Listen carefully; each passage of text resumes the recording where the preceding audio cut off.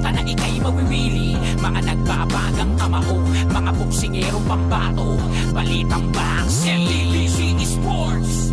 So mga par, matapos nga po brutal na sinabi ng 2-Division World Champion Teofimo Lopez Jr. na personal niya hindi tinanggap ng laban kontra sa super lightweight superstar na si Ryan Garcia para sa potensyal na bakbakan nila sa February dahil sa binabarat daw siya ng top rank promotion sa kanyang purse money na posibleng tatanggapin niya sa laban kay Ryan Garcia kung saan mga idol napabalitan na 1.5 million US dollars ang planong ibigay lang kay Teofimo sa ganito kalaking laban kontra kay Bagito. Well, dahil dito mga idol, nasulog nang inaabangan natin na bakbakan ni Teofimo at Ryan Garcia. Bagamat good news naman mga idol, ang atid na balita na to sa ating mga Pinoy boxing fans. Ayon lang naman kasi mga idol sa kampo ng Golden Boy Promotion, itutuloy daw nila ang kanilang plano sa pagkuha sa laban sa ating pambansang kamao Manny Pacquiao para sa laban kontra kay Ryan Garcia. Kung matatandaan nyo mga idol, naging second option na po dati ni Oscar De La Hoya na maging dance partner ni Garcia si Boss Manny kung hindi matutuloy ang laban nito kay Gervonta Tank Davis. Well, kung si Pacman ang tatanungin sa laban na to, malamang hindi siya atras sa laban kay Bagito dahil para kay Pacman easy fight at big money fight ito para sa kanya. Depende na lang talaga ang bagay na to mga idol kay Ryan Garcia kung may tapang ba ito na harapin ng isa sa mga legend ng sports ng suntukan.